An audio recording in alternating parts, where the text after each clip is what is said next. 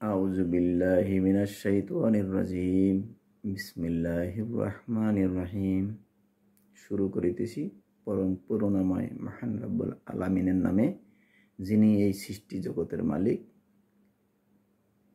আলহামদুলিল্লাহ। প্রিয় ভাই ও বন্ধুগণ, দেশ ও প্রবাসে সকলকে আন্তরিক সালাম ও শুভেচ্ছা, এবং প্রবাসী রেমিটেন্ট যোদ্ধাদের প্রতি আমার আন্তরিক সালাম ও ভালোবাসা।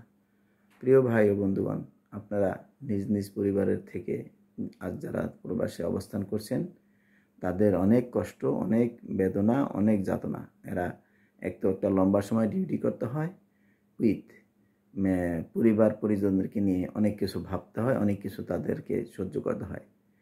তো কাজেই এরা রেমিটেন্স যোদ্ধা, এদের দেশের প্রতি অনেক দায়বদ্ধ, পরিবারের প্রতি অনেক দায়বদ্ধ। ডক্টর ইউনূস সাহেব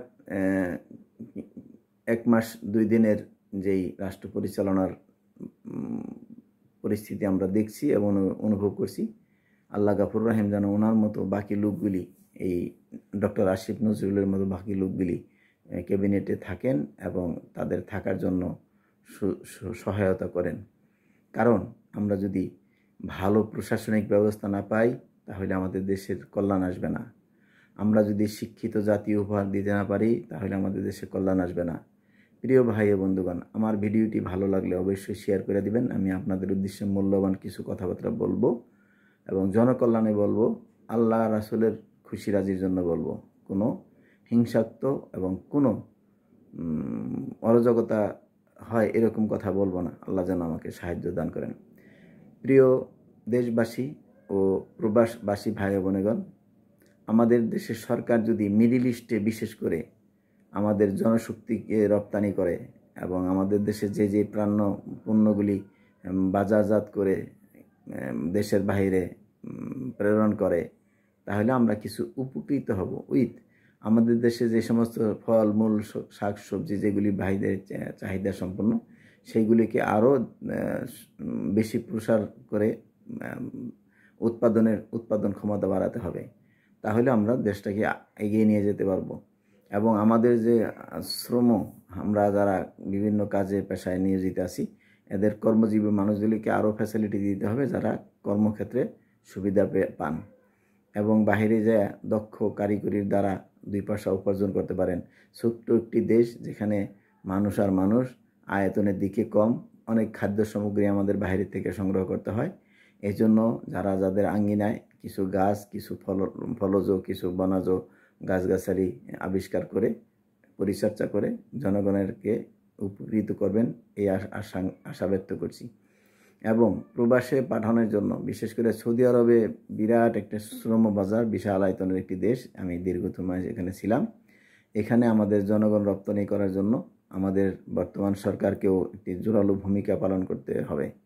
এদের সাথে পররাষ্ট্র নীতি উন্নয়ন করে এদের মাধ্যমে দেশ থেকে কিছু শ্রমিক অল্প খরচে বিমান টিকিট এবং অন্যান্য ঘুষ সুদ না দিয়ে যাতে যেতে পারে, এরকম একটি ব্যবস্থা যদি চালু করা যায়, তাহলে দেশ ও জাতির কল্যাণ হবে।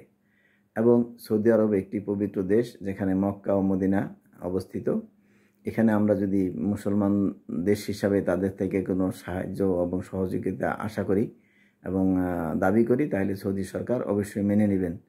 তাতে করে আমাদের দেশের কিছুটা অর্থনৈতিক চাকা সচল হবে।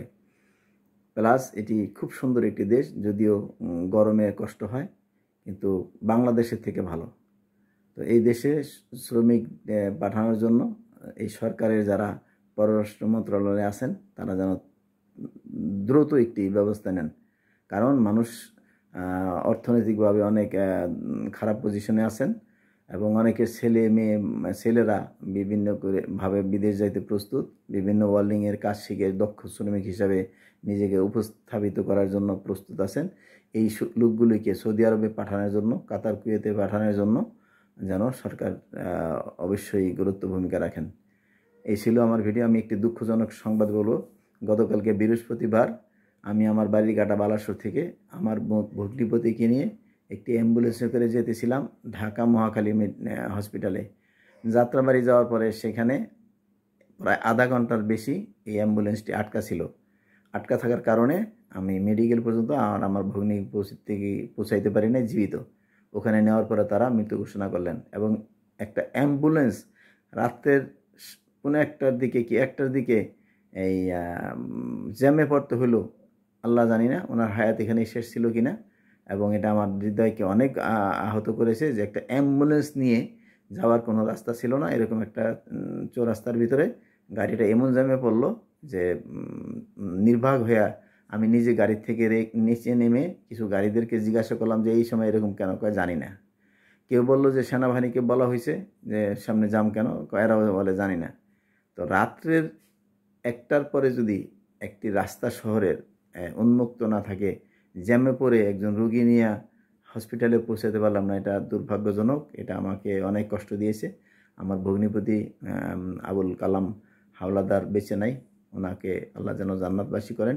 ওনার শোকাহত পরিবারের সকলকে যেন আল্লাহ ধৈর্য ধারণ করার তৌফিক দান করেন।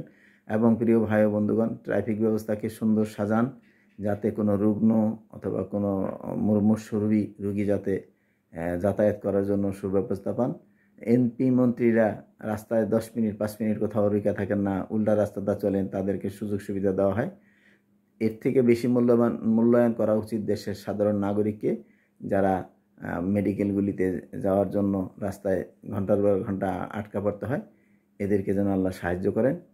ওমা তৌফিক ইল্লা বিল্লাহ, আমাদেরকে যেন আল্লাহ সাহায্য দান করেন। আমিন।